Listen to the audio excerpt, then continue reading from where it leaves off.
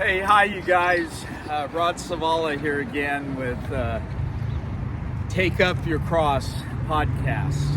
And I'm here near McKinley and Maple Street. And we're in chapter 25 of Genesis.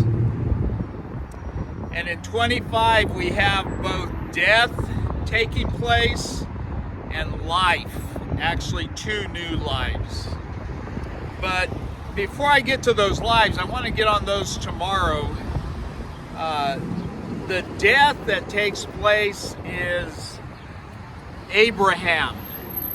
Abraham, again, is Isaac's father, and he's the one that sent the servant to find a wife for Isaac. But the ending of Abraham's story just really landed on me today as I was fine-tuning some of my notes, and it made me realize that everybody out here is going to face death someday. It's appointed unto man to die.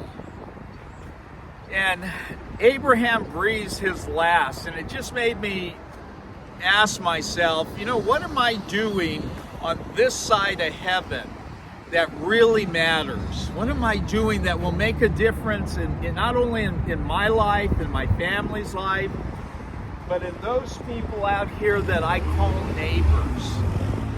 These are my neighbors I live with. You and I can only do so much. We can only do so much. But we ought to be doing something. Just about 2-3 years ago, I was at an intersection and a young man pulled up, and he was sitting in the passenger seat. His window was down and he looked out and he said, give me a Bible verse. And he's just very intense as he's talking to me. So I started going through the Bible verses I know, and I know a lot of them. I memorized a lot of Bible verses in my first coming to the Savior. So as I'm trying to think to give him a Bible verse, he starts cussing me out, and he says, John 3:16, is that all you know? But he said it with a very intense and rude and violent manner. And I just kind of went, wow, that seemed really weird to come out that way. And then they drove off. But it made me think John 3:16 is a pretty good verse to have. For God so loved the world that he gave his only begotten Son, that whosoever believes in him will not perish, but have everlasting life. You know what?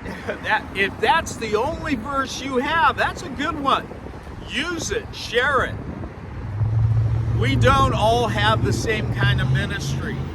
I don't expect people to be flocking out to the streets and doing the kind of evangelism I do. But I hope, as believers, we're doing some kind of evangelism, some kind of sharing with the public. That we ought to be doing. So whatever it is that you have, even if it's a single verse, you give it out, okay? Here we go.